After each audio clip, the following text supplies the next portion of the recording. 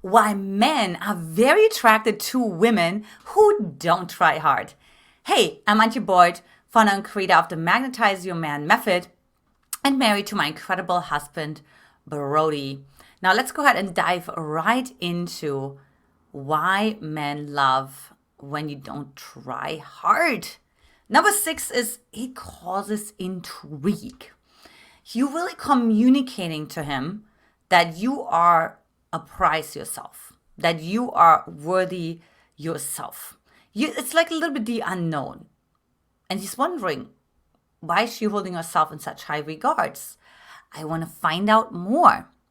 Now, what I'm not saying here is like that you obviously shouldn't try like at all and not opening up your heart or not communicating. But when I say trying too hard is when you try to force things, when you text him all the time, when your communication with him is totally out of balance, right? So when I look at your screen share and I would see that he sends you 2-3 word answers while you sent him a whole novel, does that sound familiar to you? And you think like, okay, no, the more I share, the more, then he's going to respond. No, then, and it's like this whole like turning yourself sort of into a pretzel and trying to sort of go into performance mode. And the reason why you do that is because performance mode has worked really well for you in work. However, I always say performance is not the same like a partner pattern, right? Performance pattern versus partner pattern. It's not the same. It oftentimes actually works in reverse, right? Also, a man may wonder, if you try too hard, what do you have to prove? Why do you feel like you need to prove yourself? Should I not be so sure that you're actually like a catch? Should I actually question that? Should I actually, take my time and hesitate and question and doubt, like what's going on there, right?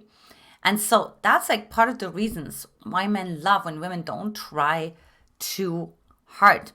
Number 5 is trust over fear. And what I mean by that is that you unconsciously actually hand men resumes.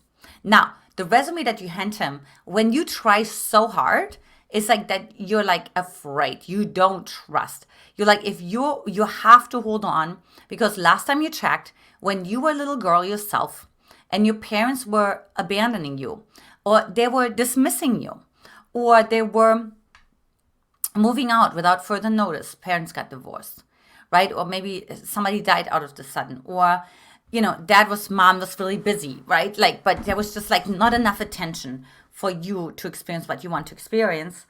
Then you thought like, okay, the more I hold on to that moment that I have with them, like the less likely they are to disappear, right? And so this is like how little girl logic works. However, it doesn't work in dating, right? Because like when a man actually feels, and this goes vice versa as well, I would imagine, is when someone feels that you're coming like from sort of fear and from like a have to, and I'm like holding on and I'm controlling, it actually pushes the other person away, right? Because they feel suffocated, or they feel trapped, or they feel manipulated. They feel like you're making them the source of their happiness. And of course, that's like never like a wonderful attraction, magnetic attribute that you can bring to the table. However, if you have deeply inside of your nervous system, I trust. Quick side story. When I was dating this guy back 2009, met him on Spiritual Singles, and he was like from Chicago and I lived in LA at the time. And we were just kind of talking and texting and so on. But then out of the sudden, he pulled back and he stopped calling or texting. And so I threw me into complete fear, into this black hole, feeling I'm in a free fall, feeling like I don't matter, and I'm certainly not safe. And what I realized is when I was like sort of heading into almost like a depression, right? Like I realized like what I don't have is I don't trust. So I took my notepad, and I'm not even kidding you, and I wrote 134 times, I trust. But I trust. And I even like wrote like on bigger pieces of paper and put it like on my walls. So I saw it around me all the time, because environment trumps willpower. And after that, things really shifted for me, because I realized like I freaked out. I gave all this power away, right? I gave a man so much power because I didn't trust. Okay, so that's the thing, right? What can you do to stabilize the trust factor inside of yourself? Now, this leads me to number 4, which is a man wants to feel that you're resourced. Okay, he doesn't want you to feel like that you're depleted and he's resourcing you, because then you're kind of putting him on a pedestal, right? He becomes the source of your happiness. And that is not only highly codependent, but also unattractive and honestly also exhausting. I mean, if you have ever been the source of someone's happiness, it's really scary, because you're waiting, you have their happiness on their shoulders. Like, that's a lot of responsibility. And it's not even like authentic. It's not sustainable. So when you actually don't try so hard, like, you actually communicate unconsciously that you are truly resourced. Now, I give an example. When I was dating this guy, and he told me, that's in 2010, that I hug too much, right? That I'm like too affectionate. And because I was resourced, I actually didn't react. I didn't try harder. I didn't say, no, I don't. Or because sometimes trying harder actually means that you deny your feelings, right? You minimize them, or you apologize for them, right? And so I didn't do any of this. I didn't get angry. I just said, from a resource place, well, this is who I am. And because I was coming from this resource place, the man was just completely floored, like completely apologized himself. But he's like, no, I just kidding. No, I love it. I love when you hug. I love that you're so affectionate. And I ended up pursuing me, right? But why was that? Because he could just like, she's so resource-like. Where's she taking this resourcefulness coming from? I want to know more. Number 3 is equal play field. And what that means is, of course, as you can already imagine, you don't put him on a pedestal, right? You're not saying like that he's the prize or you're the prize. Like, if he's the prize, then you're the prize too, right? If he's not the prize, then you're not you're just kind of like on this equal play field. So you're really saying like, hey, we're in this together. This is like back and forth. This is like a ping pong match, so to say, right? This is not like me carrying the burden and like making everything happen and being the helper and the rescuer and, you know what I mean?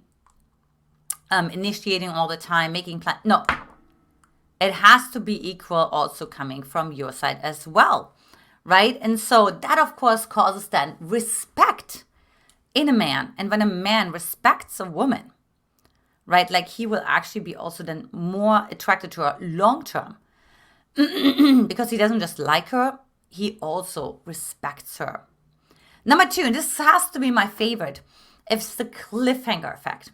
So, when you don't try so hard, like me, you may actually end the date early, right? You may actually be like, you know what, like, I have a good time. We just had a dinner for 2 hours, but you're not trying too hard. Like, so you're like, now I just got to get ready, my bedtime routine, reading, journaling, meditating, all the things, getting ready for the next day, so this was like really lovely. So you leave sort of like this cliffhanger, like the man doesn't know what to expect, like, of course, an advertisement, it's being used very successfully. What happens when you watch your favorite show and then just the moment when this guy was supposed to hand the last rose out to decide who he takes into the next round, it's commercial break, right? Of course, that's on purpose because we have this part inside of our brain, right, that wants to predict. And when it can't predict, there's this open loop and it wants to close this loop. And it almost creates sort of like an addictive pattern, right, where we have to close the loop. So same here. If you don't try that hard, not you try hard to get, I'm not saying it's the opposite, right? But when you don't try that hard, when you still live your life, you actually create open loops because the man is like, what's going on with her life? Let me check in. You know what I mean? What's happening? What's going on? And it causes like this curiosity and, of course, massive attraction. And finally, number 1, it informs the man that you have a secure attachment style. Now, there's wonderful things that come with having a secure attachment style. For example, what comes with that is him knowing that he can break down too, that he doesn't have to be the strong one all the time. It also means that the relationship can be authentic and transparent, and that there's a trust as the foundation of that relationship, that he's not going to deal with a lot of like, placating, blame, passive aggressiveness, things like that, because you have high levels of anxiety, right? Because you don't feel resourced. And then you're blaming him because you don't feel resourced. And so on, even if it's unconscious, right? But rather it's like, oh, this is actually a woman whose like life is going to be amazing. And even when we have some trials and tribulations, like I don't have to predict all of that because I know that she's going to be okay. She's not going to fall apart. She's not going to fall off the mountain. You know what I mean? So that's like also really important when a man just really thinks about, is this like a long-term potential, right? Can I go through thick and thin with this woman, or as soon as we go through thin, it's going to be all on me. Now, my bonus is it challenges different archetypes. So for those of you who stayed until the very end, you probably also know my frameworks of the archetypes, of the different energies that we have inside of ourselves. And so when you don't try that hard, right? Like you have like different archetypes, different energies that come out of a man, right? You can activate the wild man more, who actually pursues you more, right? You can activate the magician more, who comes up with like more creative date ideas potentially, right? You can activate the king more, thinking about like, what is my vision? How do I see this woman fitting into my life, right? And so on. So you can activate all those different energies in a man. Remember, it's still the same man, just different energies. Right? And when you challenge that, he'll love it because you cause sort of the state change inside of him. And there's a big sense of variety as well, and of unexpectedness, meaning that he can grow with you, that he can move into the unknown with you. And that will also ultimately make him more attracted to you.